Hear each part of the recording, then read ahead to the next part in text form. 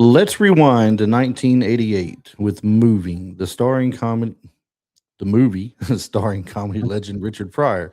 This chaotic slapstick comedy follows Arlo Pear, a New Jersey engineer who relocates his family to Boise, Idaho for a new job, only to have everything go wrong, from shady movers to insane neighbors to a house that literally falls apart.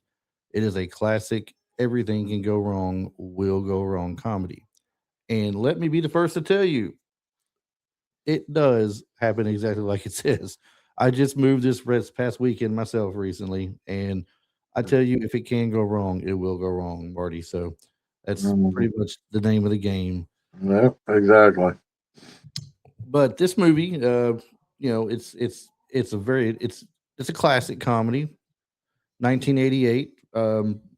We both went back and looked at this and rewatched it, and we were talking about it after the fact, and it is so much stuff about it was so funny that we had forgotten about. Yeah, and there was like, and the thing is, the movie, when you first watch it as a teenager, or you don't really get a lot of the jokes, Hmm. but as an adult, Yeah. and the jokes are just perfectly placed. Hmm. So It's something else.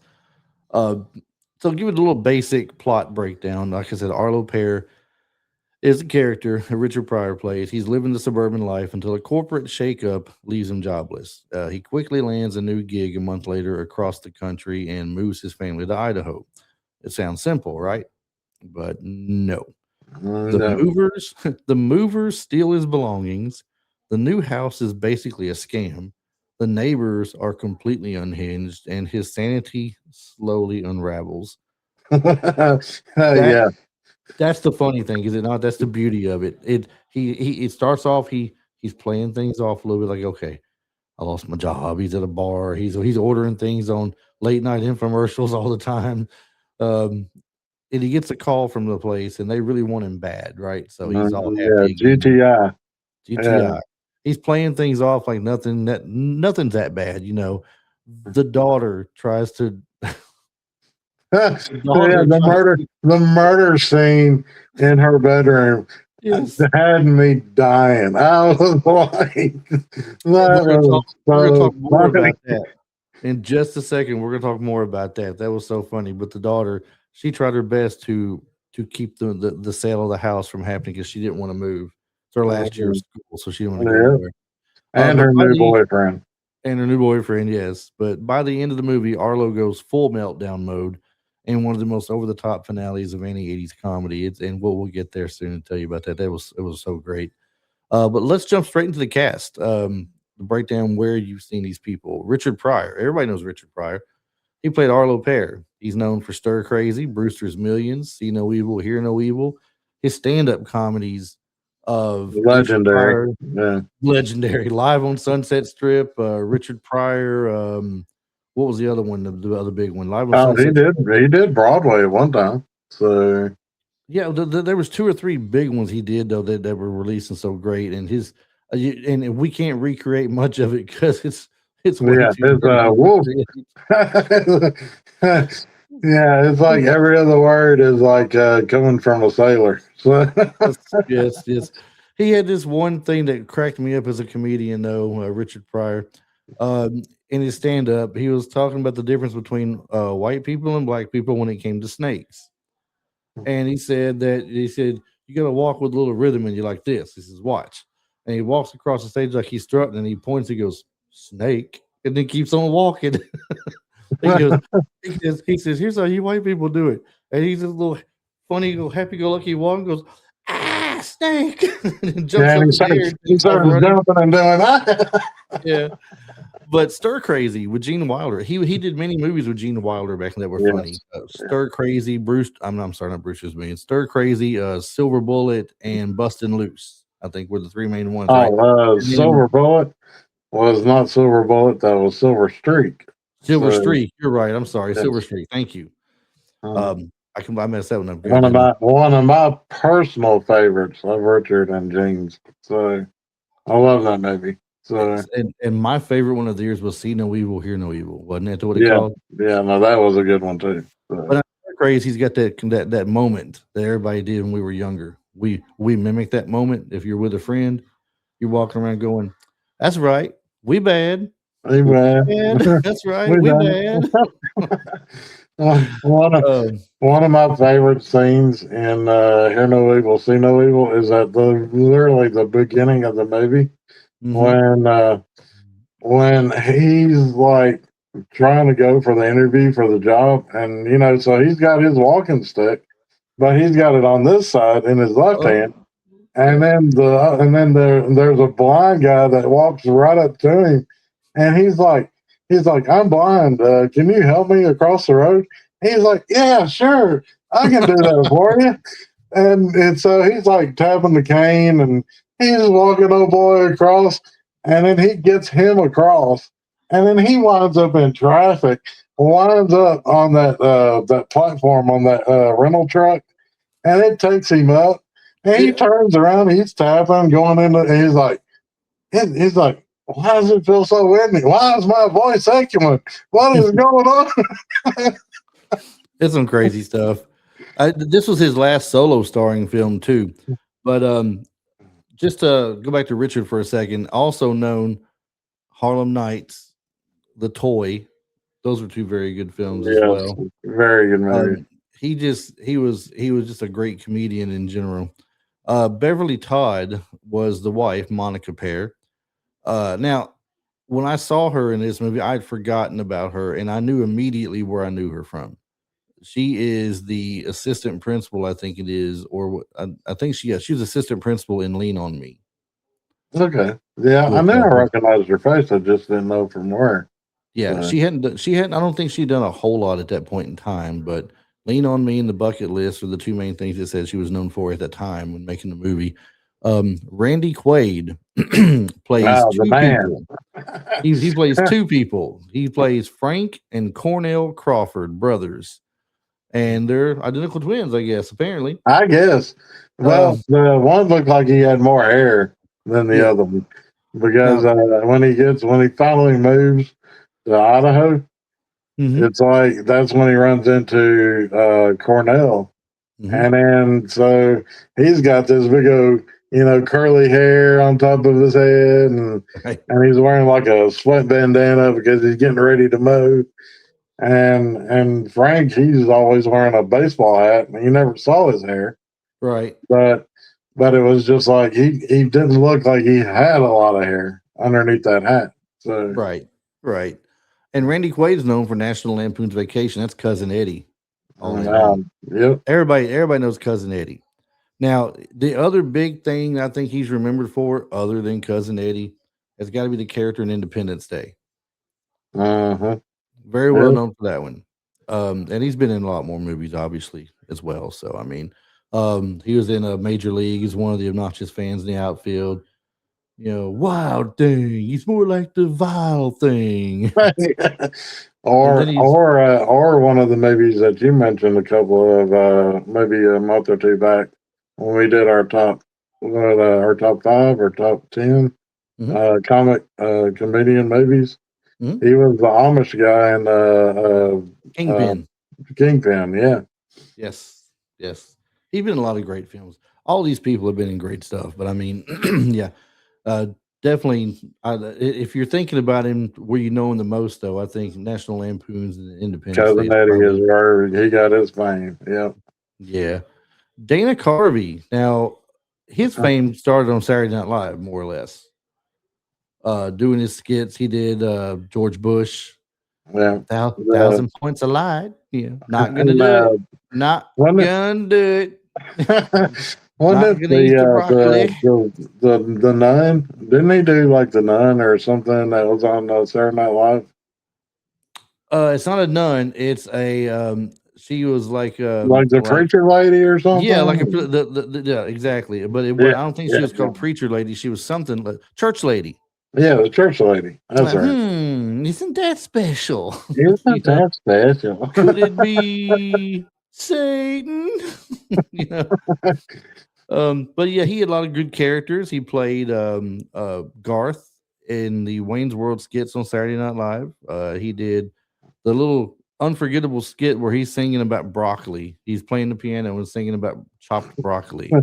Yes. I mean, and you think that's stupid, but I mean, it really kind of is. But if you go listen to it, and the way he's singing and what he's doing, he makes it funny. So chopping broccoli. Anyway, Wayne's World, Saturday Night Live, Opportunity Knocks, Tough Guys. This movie, Moving, obviously, he plays the character of Brad Williams. He's the guy who is going to drive Arlo's Saab across the country and deliver it to him. Arlo's baby. He's like, take care of my baby. Don't let nothing. Park it sideways when you go to if you go to a market. Park it sideways. Yeah. Nobody can get beside it.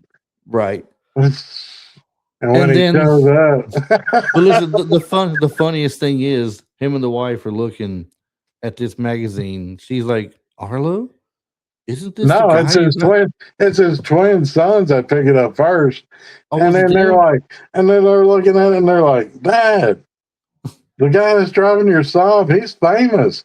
Yeah, and then they hold the magazine up, and it says Psychology Digest or something, or like 8 different personalities. Yeah, 8 different personalities, and one of them is a woman, right? So that comes into play a few minutes later because he goes as they're going down the road. They look over and there he is, dressed up like the woman, doing that personality, and looking over at Arlo. He sped up next to him and looks over and goes, "Hey, big man. Hey, big boy. You like my car? It's got a big engine. Vroom, vroom." Do you have a big engine? Never mind your loss. Giddy up, car. Yeah, giddy up, car. And then the part where he's literally like, where he's driving along, he's all like, he's kind of singing to the music, and then he's all like, why does a vanity mirror have to be so far away? And he reaches over, he snatches that damn thing from the roof, and he's all like, ooh, I look so good. Don't I look so good? Oh. I was cracking up laughing.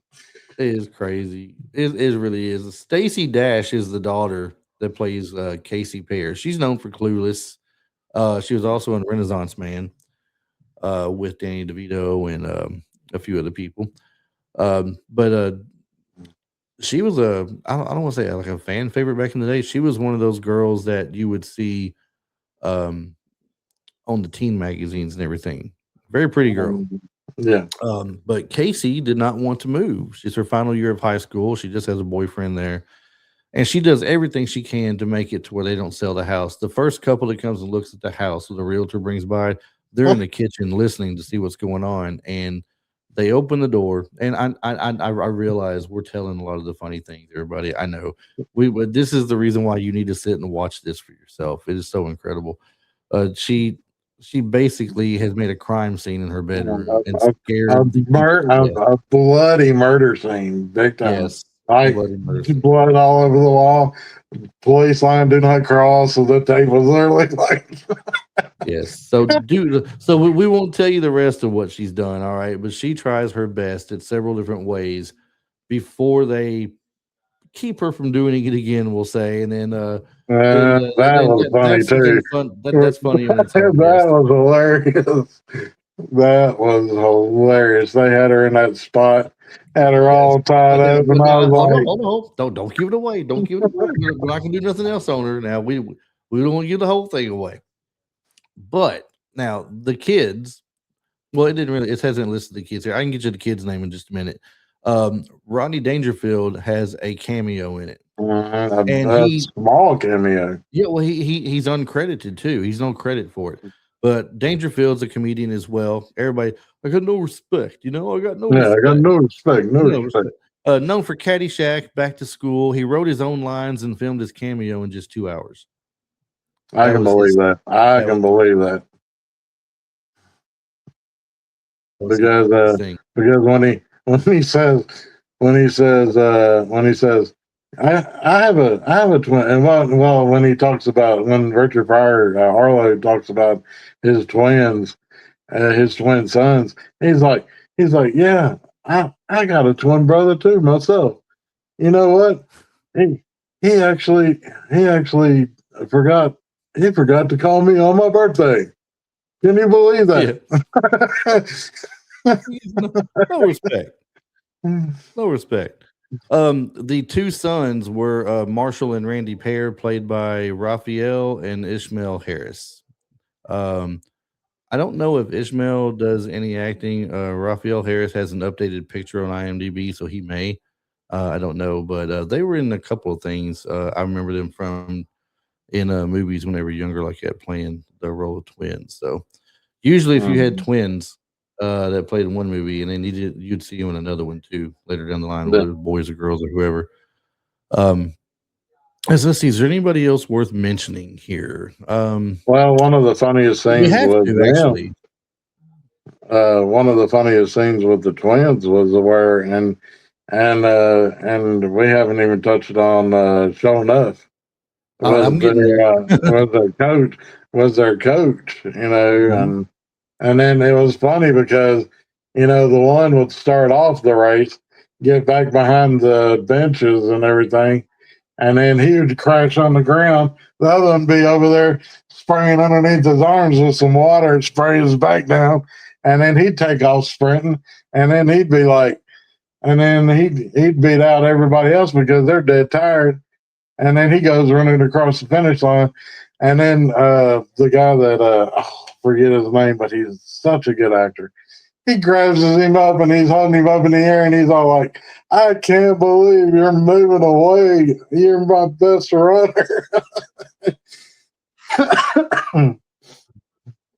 So now the guy you're talking about, the coach, that's Coach Wilcox. That's Julius Carey the third. That's the guy that Yeah. plays Shonuff in The Last Dragon. Hmm. That's what you're talking about. Well, and So then he we was were gonna bring up also that in. Shonuff was in it for sure. He was also in Frisco Kid with Bruce. Is it Bruce Campbell? Yeah, it's Bruce Campbell that played the Frisco Kid. Bruce Campbell Uh, or Bruce Boxleitner?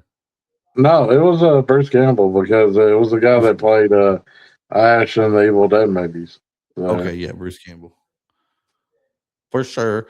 did you You had ever did you ever watch that show, the Adventures of Frisco? I think I it's did called The Adventures of Frisco Kid or something like that. Briscoe Harris or Briscoe Jones or something like Yeah, that. Yeah, when it was on TV, I watched some of it. Yeah, yeah, years ago. yeah, Um, way years ago. Gordon Jump and Dave Thomas, they're character actors in many of the things. They were two of the people that had hired Arlo to go to Idaho and do what he did. Dave's got more moments in it that's funny than Gordon Jump does. But Dave Thomas is the one that he takes off with at the end in his car too, because they had turns out the thing they hired him for, there was a scandal behind it, and they were going to go ahead and cut it, and not do it, and so he had kind of got a hold of him and told him, "Come with me, Dave," or I'm sorry, "Come with me, Gary." His name was Yeah, come Gary on, there, Gary. Marcus.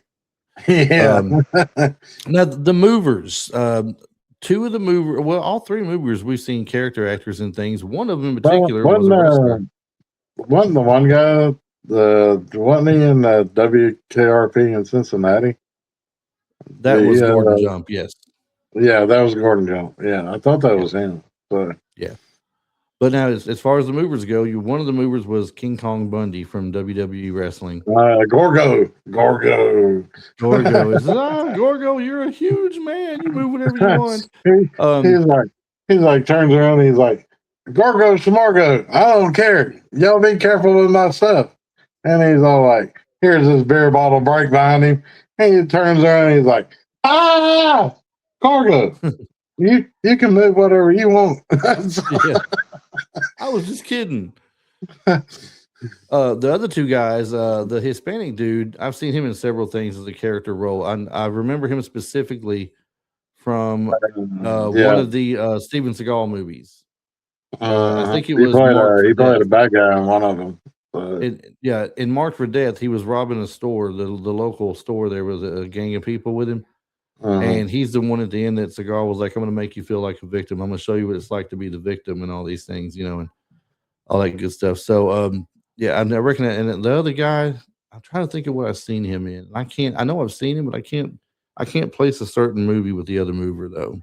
Yeah, me neither. But Yeah. anyway, it was great. The cast is great in here, so definitely something you guys should take. Well, as far as another cameo, now Dave Thomas was also in SCTV, if you remember. I forgot to mention that. Yeah. Morris Day from Morris Day in the Time had a cameo in it. He was going to marry That was Casey the at one one that was point. going to marry his daughter. That way Yes, she could stay in town. yes, and Richard Pryor looked like he was about to kill him Yeah, at like one big time. point. Oh, especially the part where he's all like, yeah, your daughter, she's very, very, very beautiful. And I'll make sure I photograph her and tastefully. all the pictures are going to be tastefully, naturally, tastefully, Sensually. yeah, sensually. Dude, every word out of it, even when he was just Morris Day in the Time. I mean, when he would talk, it was all just very dramatic. Right. So Now, for anybody who doesn't remember Morris Day in the Time, go look at just go download the song "Jungle Love." That's all you need to know about Morris Day in the Time. exactly. Morris Day, Jungle Love, and if you're still not sold, go watch Jay and Silent Bob, and Jay will tell you all about. Oh yeah, he will definitely. He'll tell you all about Morris Day in the He, Time. he's all about the mother. The Jungle Love. Oh, the jungle love. yo. Oh, yo. So a few pre-productions and behind the scenes here. Directed by Alan Metter, who did Back to School. It was written by Andy Brackman and produced by Brooks Films, Mel Brooks' company. If Mel Brooks has his hands in it, it's got to be funny. Yeah. Some key insights to the movie. Richard Pryor's appearance reflects his battle with multiple sclerosis during filming. So if anybody remembers anything about Richard Pryor, they know he went through multiple sclerosis issues. And this was his last starring role in a movie, as I mentioned earlier, mainly because of him fighting with the multiple sclerosis and all. The movie leans heavily into slapstick and absurdity, similar to The Money Pit and other National Lampoon style chaos stuff. Box office really was not outstanding. Its domestic gross was 10.8 million. Now I'd heard somewhere, Marty, maybe you told me, I don't remember. It cost somewhere around 14 million to make or something. Yeah, it cost more to make it than it did gross. So and the thing is, it opened number 4 in the theaters, but it didn't go long after that because so many other things ended up outshining it. It was considered a box office disappointment, obviously, because it didn't really make back the money that it cost to put into it. But despite this, as always, it became a cult favorite on VHS and cable TV because anytime you went to the Blockbuster and you wanted to rent a good movie, that movie definitely flew off the shelf. It did. I mean, it's a good comedy. Once it came back from the rental, it was like somebody else would be like, "Oh, it's Richard Pryor. Let me grab this." And so, exactly. And I seen something fun the other day mentioned. Somebody had the idea of making like a rental store like kit. And I know it sounds kind of silly, but if you are our age basically and you're a retro kind of person, you remember going to Hollywood Video, you remember going to Blockbuster Video, you remember going to your mom and pop shops and everything and renting videos and stuff. And you had that video rental card that had your name and your account number or whatever on it and all these things, and you get it we'd be laminated. You had all these video rentals that you could get your punch card. Your punch card, right? So many rentals, and you'd get like one for free, and yeah. So somebody was selling a kit where it would be your video, it would be your membership card, it would be your punch card, it would be a checklist of the movies that you wanted to rent and watch before the year was over with or something. Not that I don't remember ever having a checklist or anything, but that's no, me neither. I always just went in on the fly. Right, but it's still a cool addition. It was like every Wednesday when it was like it was crazy because it was like every Wednesday it was like new release day, so everybody would hit that place, because they knew new movies were coming out on Wednesday. Right.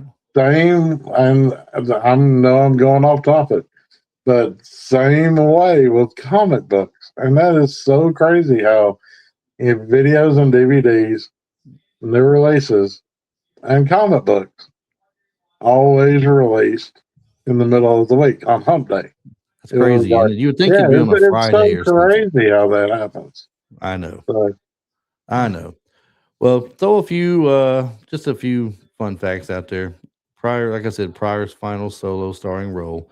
The first film featuring both Pryor and Dangerfield together in a movie.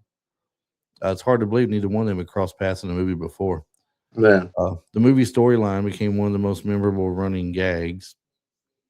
Dana Carvey's character is an early preview of his later comedic genius because he did all. I mean, he was so funny in this movie, and later yes. on down the line in other movies he starred in, he was great. And as you see under my name here, under my name, the "We're Taking It With Us" house scene is iconic '80s absurdity. So let's talk about that and tackle that for a second. When Arlo and his wife go to Idaho, they're house hunting, right? And they go through and they look at so many different places, and it's just Oh, a nightmare. that one place that they ride up on, the very first house, it's like Mhm. this shotgun shack. It's like all falling down and everything. And they pull up and they're like, oh, hell no. And then they just Just take off and go. So it's a nightmare finding a house, and finally they pull up, and it's perfect. It's a nice looking brick home, great driveway, great yard. The wife is in love with it. She wants this house bad. She tells Arlo, she and she's tells him, Arlo, like, yeah, I want this house. yes, You make Arlo, I it want this happen. house. So, And they go in the back, and there's a pool in the backyard, right? But before they get there, Arlo's like, "Man, look at the craftsmanship on these doors and windows." And the guy's like, "Yeah, I made them myself." He goes, "But guess what? we're You can't taking it have with them. us. We're taking it with us." And And he's then looking at they're, him. just kidding, just kidding. Right. He's looking at him crazy, and the wife's always got a bad sense of humor. He's like, "Yeah, I'm just kidding. We're not taking the windows and the doors." But everything else they look at, he's like, "You like that? Too bad. We're taking We're it with taking it us. with We're us. taking it with us." And they keep saying everything. We're taking it with us. And the pool. You like the pool? Hey, guess what? And they look at them and they go, We're "You're taking taking it it with with you." He said, us. "Yeah, we're taking it with us." Yeah. So then Arlo and the man go off to talk about purchase price and everything, and the wives they sit there and talk, and so they come to an agreement. Um, they go back home. They're building up, waiting for their move to go across country. There, they finally get to the house. The yard sale, the yard sale scene was funny too. The yard sale Yeah, scene was funny. Yes. that was funny because Randy Quaid's character, he's all like, what was it? It was some It was a kind of a bite. bike. It It was was a a bike bite. that was sitting there, Yeah. and then the one dude, he's all like, I'll give you $40 for it. And then Richard Pryor's like, he turns over, and then Randy Quaid's character comes over and he goes, I'll give you 60. And he turns like, he looks at him like, and he's like, and he turns back over to the dude and he says, I'll give you 80. And then Frank goes, I'll give you 120. And he turns back to dude and he's like, oh, that's too rich for my blood. And he walks off. And as soon as he turns back to Frank and his face is all like smiles and everything. And Frank's all like, well, on second thought, I really don't need a bike. I And changed my mind. I changed my mind. And Richard Pryor's like, oh. He had chased the other guy down. But when they do get to the new house, what happened? They Everything that the took it guy with said, he said they're taking them with us, everything but the doors and the windows, because he was just kidding. And he tells him on the phone when he calls and says, "Where's my house? I bought a house. I get here. There's no house here. There's no tiles. There's no this. Yeah. There's no Hey, that." I think he even took the outside brick off the daggum house because it looked like you could just see right into the house. It was like, I think some of it he did, depending on what yeah. part of the house it was. And he says, "What happened?" He said, "You said you were just kidding. You wouldn't take it." He goes, "No, I got the printout right here, Mr. Pear. I got the printout. It says, we were going to take the windows and doors, and we said, just kidding, but we didn't say just kidding over anything else. We said we were taking." Exactly. You But know, they did take the front door. They didn't take the windows. That was the thing. He said, just kidding on just the windows. But when he said, "You like the door?" When he's admiring the door, and he's like, "Well, we're taking it with us." And you see those steps right there that lead up to the other bedrooms. You like those steps? We're taking it with us. But And sure enough, literally, like, sure enough, man, he walks through the door and he's all like, ah, ah.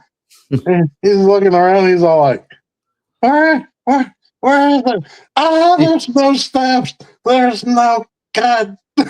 he's just freaking. He's freaked out at this point, so it's done with, right?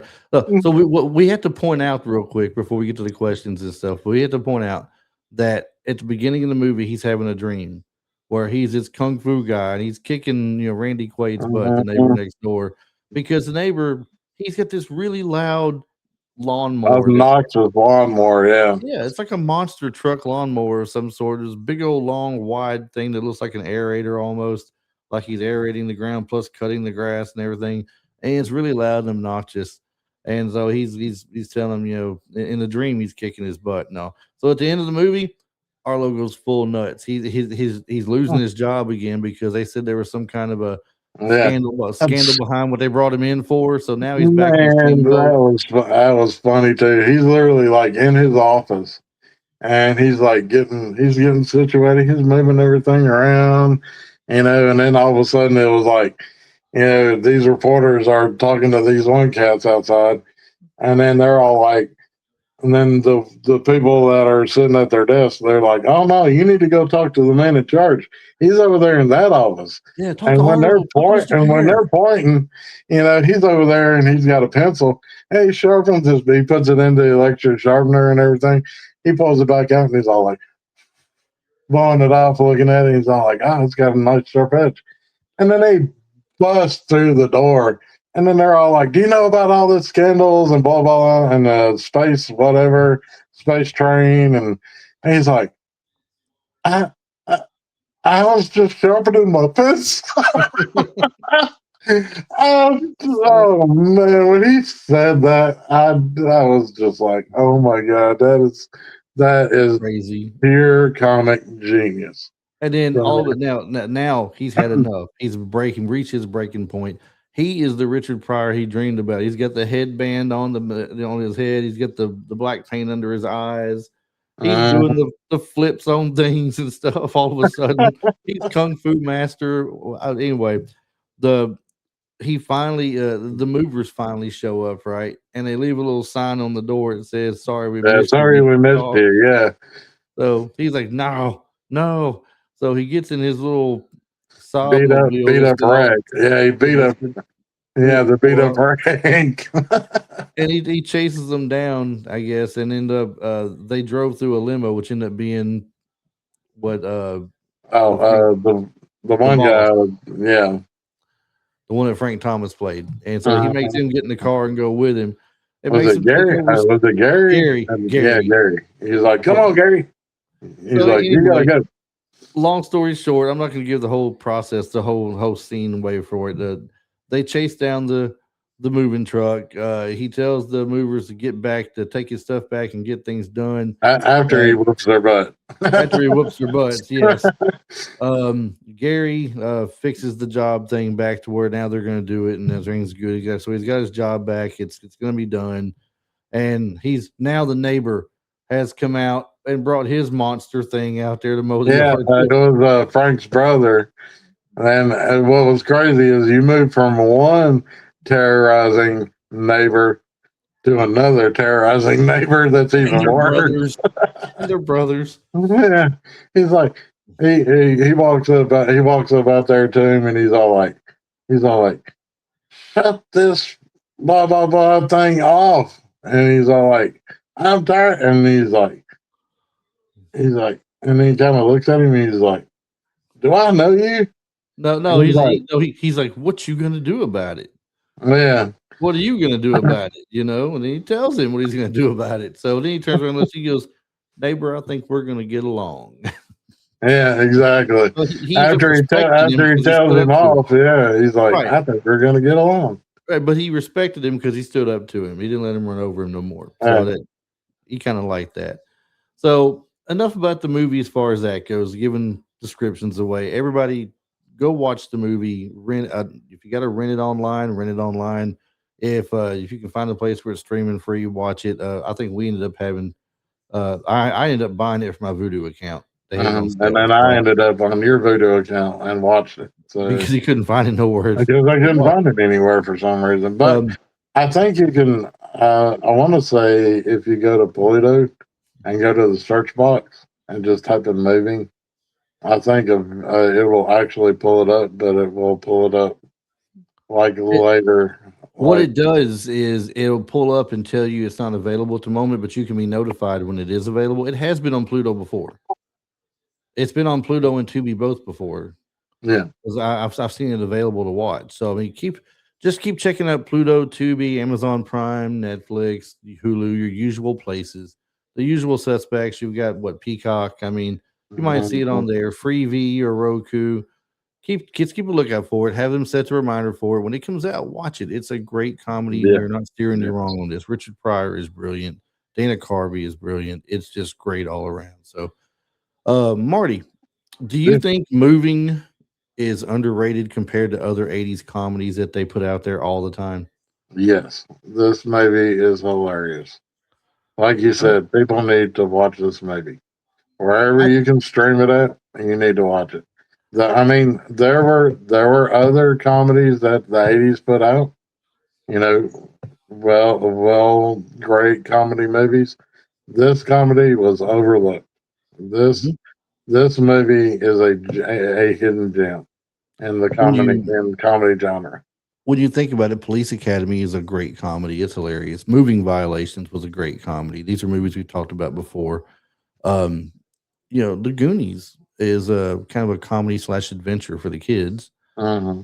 Great. I mean, you've got a number, Dana Carvey doing Opportunity Knocks was 80s, I believe, as well. Tough Guys was a funny movie as well. So I mean, but you don't hear it, and when it comes to Richard Pryor, they talk about Brewster's Millions, they talk about The Toy, Hmm. right? They talk about those, they talk about Stir Crazy and See No Evil, Hear No Evil, but for some reason, they don't bring up Moving very often when he's talked Right. about in his comedy movies he did, and it's one of the And funnier movies that he did. yeah, and like I said, it is a hidden gem of the comedy genre. So, Where would you rank this among Richard Pryor's films? oh, dude, I definitely saw it a 7.5 to 8. I mean, for Well, me, so what I mean is in like, some of the movies we've brought up, The Toy, Harlem Nights, or Brewster's Millions and everything. Where would you rank this movie amongst the other films that he did? it would definitely be right around a 6 or a 7 for me because I would really like the toy. The toy out of all of his 80, well, out of all his just by himself movies, the toy will always be my favorite because Mhm.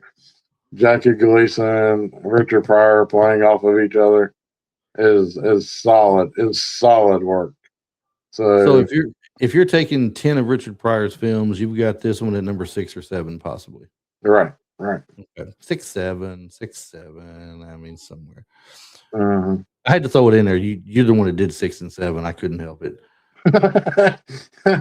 Yeah, true, true. So and then we've talked about this. Did the absurd humor age well, or is it very much just of its time? Because we just watched this movie now, and to say that it didn't age well would be incorrect because we laughed our butts off. Exactly. And the thing is, as watching it as a teenager because it did come out in '88, I was literally like right before going into high school. So being a freshman in high school in 89 was when I went into high school. So I was still in middle school in the Yeah, eighth grade. Some of the jokes kind of went over my head. I didn't really find it amusing. right. Watching it as an adult, you get every joke Every that last you one. miss. So, So, in your opinion, who steals the movie, Dana Carvey or Randy Quaid? ooh, that's hard. That is hard That because is Randy Quaid, such a great actor. I mean, and playing two different roles in the movie. Playing Frank and Cornell. It was just. I mean, you could see the opposites in Cornell and Frank because Frank, being, just like Richard Pryor said, at the beginning of the movie, he's like, Frank's a military veteran. He was in the Marines for 15 years, for God's sake. And he's like, I don't want to tangle with this guy. And what Frank does to to Arlo's character before they move, with the helicopter and all the other, the big mower comes out, the right. chainsaw comes sliding off to the side, and it mows down the one tree that was in his yard, and then just Randy Quaid, just like the beginning opening of the movie, where he's turning up that beer, and it's just parts of his drooling down his face, going on his shirt, and then he's got the can, he crushes it, and he goes brrr, and he burps. That was classic. That was classic Eddie. I mean, Yeah. that was Eddie before there was Eddie. Right. So, I mean, I mean, well, I don't know. Well, I don't know about Eddie, cousin Eddie before Eddie, because wasn't the did cousin Eddie show up in the first? National Lampoons might have come out before moving. Did he show up in the first National Lampoons? Yes.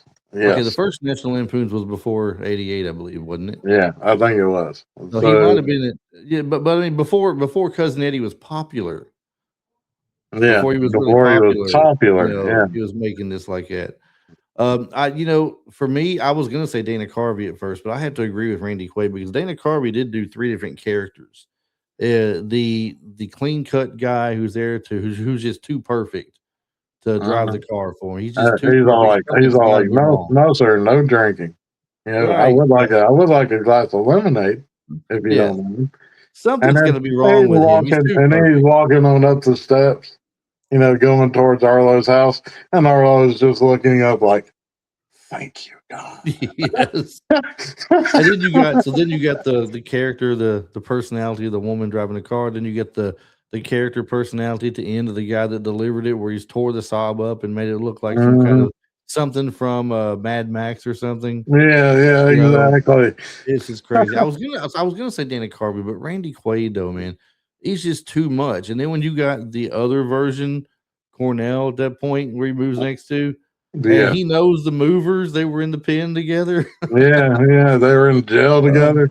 it's So I mean, I would say Randy Quaid, and then the whole, like you mentioned, the yard sale scene, Yes, hilarious. yes. So it's got to be Randy Quaid who steals it over Dana Carvey for sure. So last question about this film: have you ever had a moving experience this bad? Which I'm sure neither one of us have. No, But I mean, I've had bad experiences of moving, but mhm, nothing compared to what Richard Pryor's character went through. right, and I like I mean, said, nothing.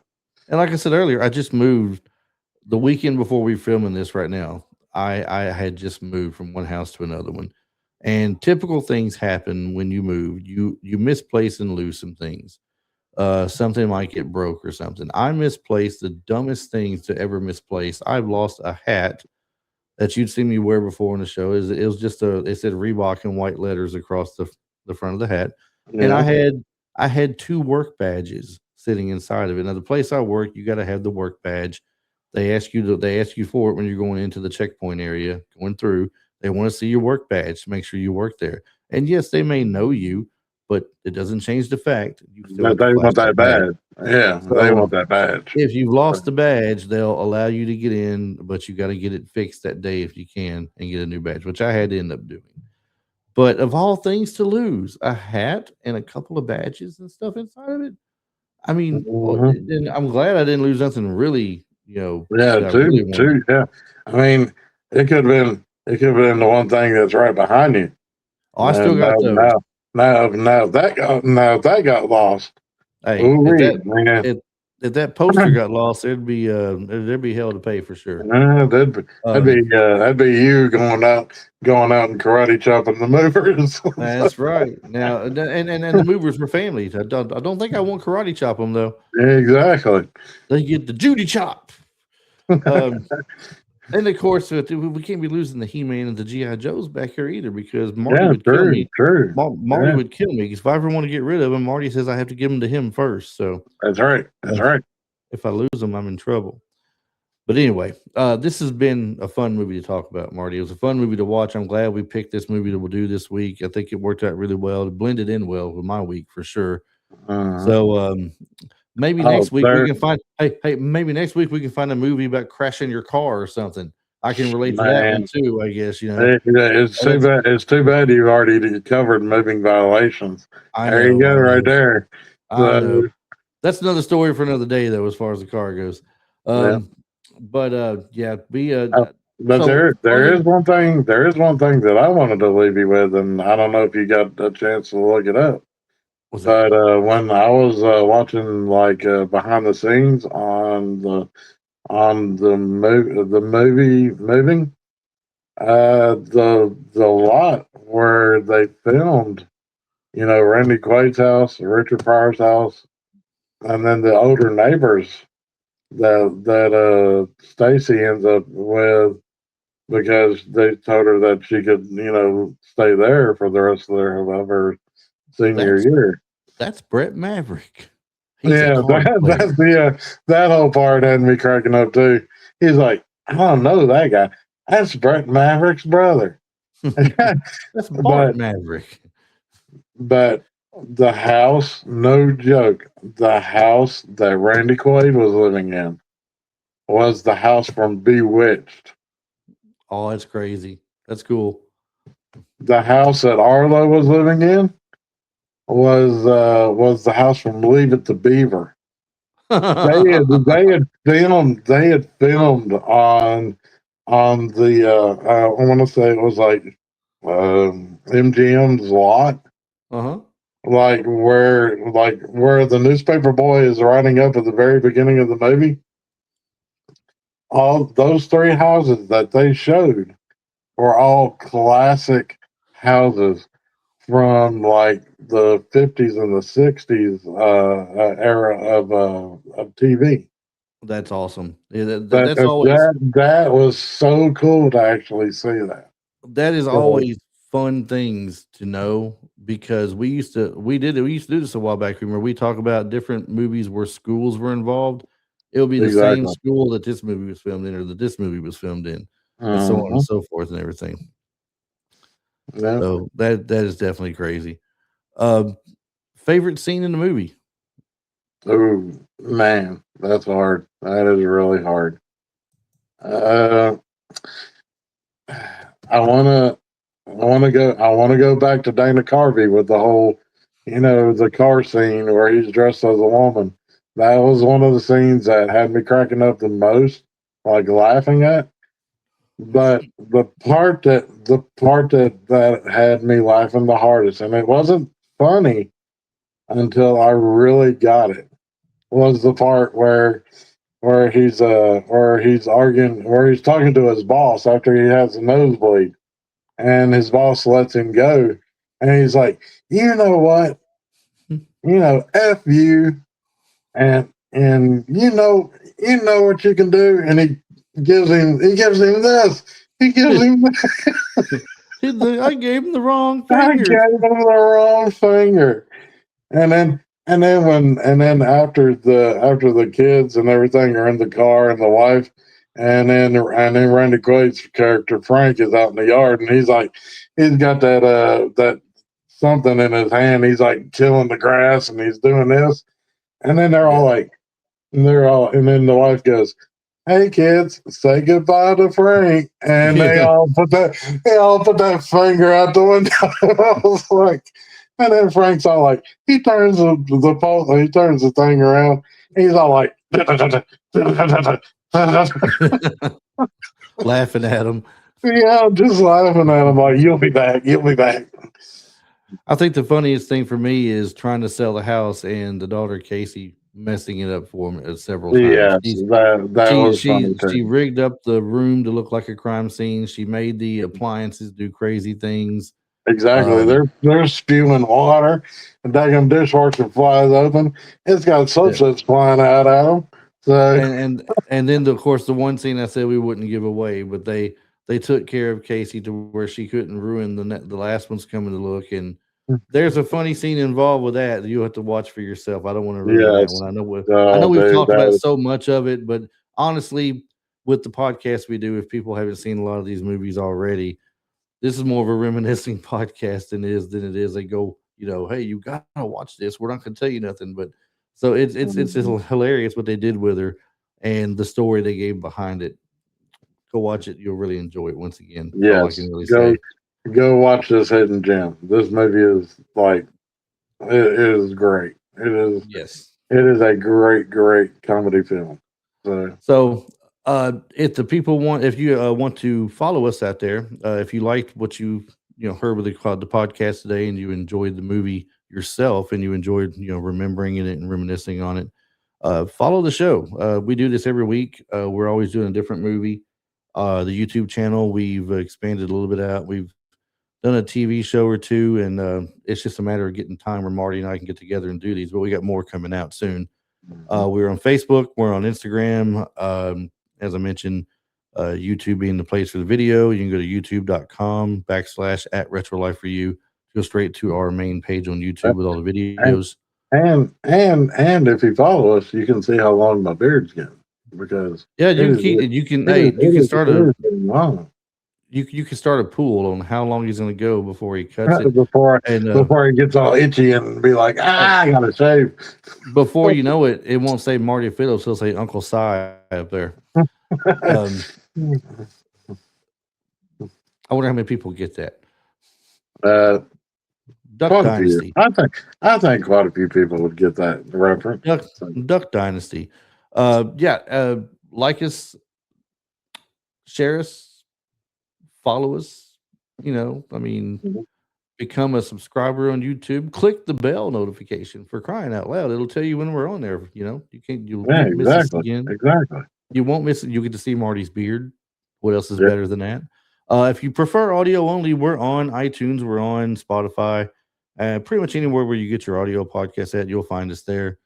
And once again, we do appreciate you liking us and telling us to other people, sharing us with everybody, helping get the podcast out there and growing our subscriber community because we really like interacting with everybody as well on the social medias, talking about the different things that we put up and everything. So Yeah. make sure you're letting us know what you think about the show, and let us know your favorite scene in the movie and the social media Oh, coming out. definitely. Yeah, definitely. And in the as far as they go, in the comments below here in the video as well. Let us know what your funniest part of the movie was that you thought, or if you have a favorite character in the movie. Marty, there's Yes. only one thing left to do, and you're the only person that I know that does it. So tell these fine people what it is that they must do. Oh well, they get the. I'm trying to move it into the shot. I'm trying to move it into the shot. They get the finger, as Richard Pryor would do, and That's the then wrong finger. it's the wrong finger. But the thing is, they always need to stay retro. There you go.